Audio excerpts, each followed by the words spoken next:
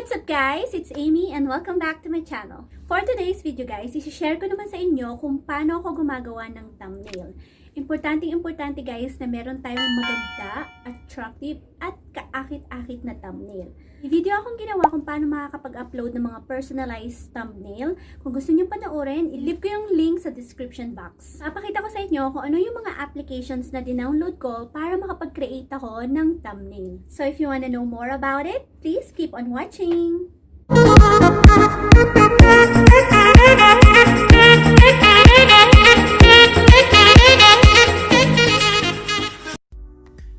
Okay guys, so kapag gumagawa ako ng video or pag nagfi-film ako, pumoporma na agad ako ng pang thumbnail ko para hindi na ako mahirapan kung anong picture ang gagamitin ko sa thumbnail ko.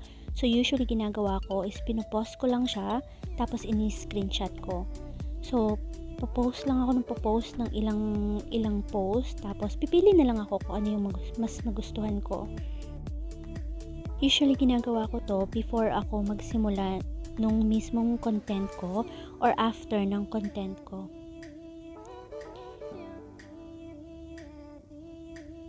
Tapos, pag nakapili na ako, ni-screenshot ko na yung mga gusto ko, tapos nakapili na ako ng gagamitin ko, dun ko na sinisimulan yung pag-e-edit. So guys, ito yung mga application na kakailanganin natin.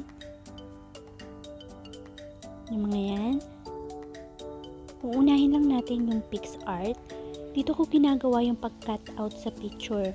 Actually, pwede rin kayong gumamit ng background eraser. Pero mas gusto ko to kasi sa background eraser is parang unti-unti mo siyang i-erase. Dito kasi pwede mo na siyang i-cut out. Like for example, yung tao yung gusto mong i-cut out, madali na lang may option siya. So, ayan.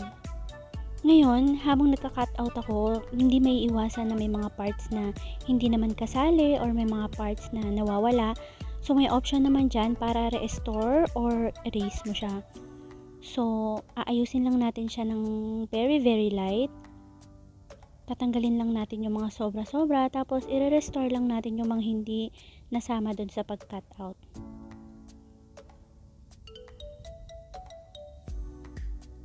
It's okay na magkamali kasi minsan syempre habang nag-erase tayo parang may erase din natin yung part ng katawan natin. It's okay kasi pwede mo naman siyang i-restore din.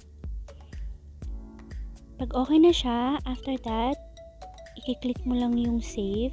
Tapos makikita mo na mismo na wala yung background, so yung picture na lang ang natira. After nun, isi-save mo na siya. So masisave na siya sa photos mo. And ready mo na siya gamitin para sa next step. Alright, so ang next step naman natin guys is pupunta tayo dun sa may PicMonkey. Actually, pwede nyo na itong gawin dun sa may PixArt, pero mas prefer ko kasi na gawin to sa PicMonkey kasi may ibang mga option na wala dun sa PixArt and nahihirapan akong gamitin. But it's up to you kung paano nyo siya didiskartehan. So from the PicMonkey, kailangan mo lang pumili ng size. Like now, kailangan natin is yung YouTube thumbnail.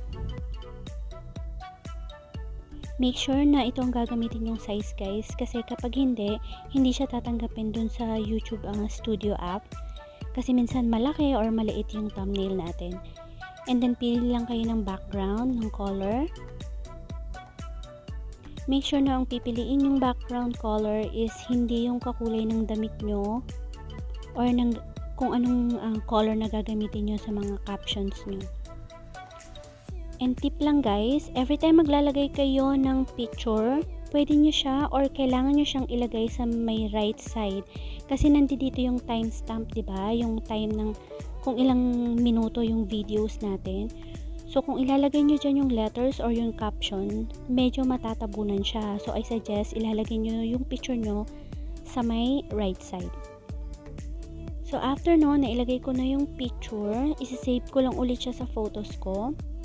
And then the next app is Fonto. Ito naman guys, gustong gusto ko tong Fonto na to kasi marami siyang options ng font, kung paano mo i-layout, yung mga backgrounds. So ito yung ginagamit ko. And katulad ng sabi ko sa previous video ko, kailangan kapag gumagawa kayo ng thumbnail, kailangan na readable yung mga captions. para talagang mabasa ng mga viewers. So, from Ponto application, ilagay nyo lang yung inedit natin sa PicMonkey. Tapos, maglalagay na tayo ng caption. So, for this thumbnail, kasi ito yung quick and easy tutorial ko ng thumbnail. So, yun na lang ilalagay natin. So, ang ginagawa ko is capitalize ko yung mga keywords. Like, for example, ito, quick and easy. So, yung quick at saka yung easy, kinapitalize ko siya. Tapos, ang ginagamit kong color ng letters is white. At ang stroke guys, is yung nasa gilid niya is black. Pwede nyo kapalan yung width, pwede namang nipisan. So, I prefer na kapalan siya para talagang basang-basa siya. Tapos, ang ginagawa ko is nilalagyan ko siya ng background color. So, sa background color guys, make sure na hindi siya katulad ng color nung mismong background natin. Kasi, parang wala rin siyang magiging kulay kung pareho lang. Tapos, ipwesto nyo na siya. Ganyan. And ito guys, pwede nyo pa rin siyang i-edit kahit na nakapwesto na siya ng ganyan. Like for example, kung gusto nyo pagdikit-dikitin yung mga letters, kung gusto nyo kapalan yung width ng background nyo, pwede nyo. Makikita nyo lahat yan dyan sa may Ponto. Kita nyo yung spacing, pwede nyo rin siyang i-edit.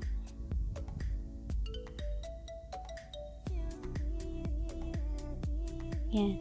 Tapos pag okay na, next caption na naman tayo. So, gagawa lang ulit ako ng another caption. So, dito na tayo sa thumbnail. Ganun ulit ang gagawin natin. Same color ng letter.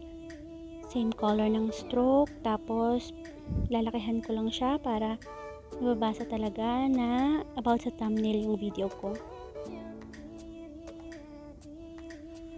Tapos, yung stroke again, kakapalan ko lang siya.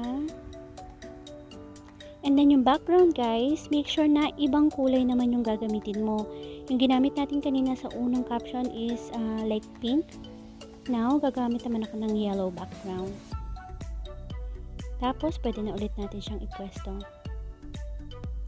Don't worry about sa picture guys kung natatabunan yung picture natin nung pinaka-tail ng ating caption.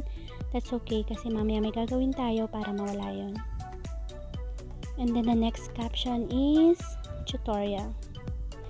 Same thing, lalagyan ko ulit siya ng stroke, lalagyan ko ulit siya ng background, different color again.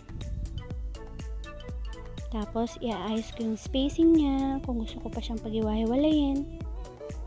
This time, gusto ko naman ng lavender.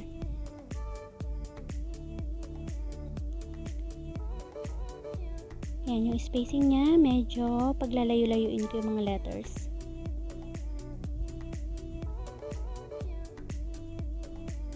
Tapos pag okay na, ipopwesto ko na ulit siya.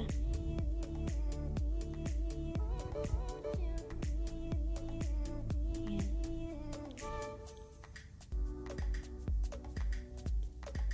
And then after nun guys, ngayon, para kasing napakasimple lang, diba? So, ang ginagawa ko is, naglalagay pa ako ng caption sa baba, but this time hindi ko na siya nilalagyan ng background.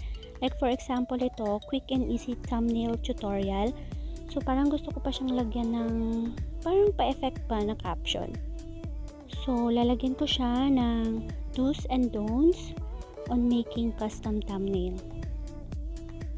Para alam na alam talaga ng viewers kung ano yung mga pwede at mga hindi mo pwedeng gawin sa paggawa ng custom thumbnail. Hindi ko na siya nilalagyan ng background, and ang ginagawa ko na lang sa kanya is simpleng color na lang and simpleng font para basang-basa talaga siya. Kinapitalize ko yung custom thumbnail para talagang ma-emphasize siya. Paliliitin lang natin siya para saktong-sakto siya dun sa may empty space dyan. And then, pwede mo nang palitan yung color, kung anong gusto mong color. Pwede mo rin siyang lagyan ng stroke para mas readable siya. Walang problema, you can play with it. Wala namang tama at mali sa paggawa ng mga ganitong bagay. It's just that kailangan lang natin alamin kung ano yung mas magiging readable, kung ano yung mas magiging attractive sa mga viewers.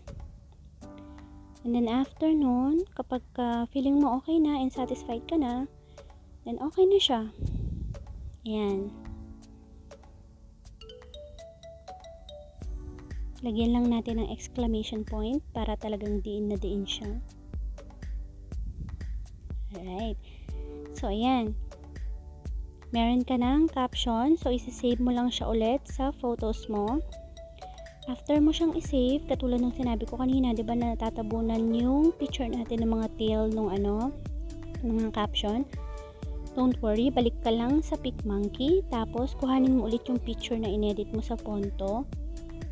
Ngayon, mag-add ka lang ulit ng graphics yung picture kanina na ginamit mo. Same picture, guys. Tapos, ilagay mo lang ulit siya dun sa ibabaw ng picture mo para lang mawala yung mga nakapatong na tail ng caption dun sa ulo ko. Ayan. Tapos, ang ginagawa kong trick dito, guys, para kumapal yung picture ko is dun sa may transform, makikita nyo dun yung duplicate. So, dinuduplicate ko lang siya. And then, after nun, pumupunta ako dun sa may adjust, tapos levels. Ina-adjust ko lang yung parang saturation, yung brightness, ganun. Kasi kailangan sa thumbnail, guys, is medyo parang sharp siya. Then, pagkatapos nun, i-save mo lang siya. And then, okay na. May thumbnail ka na.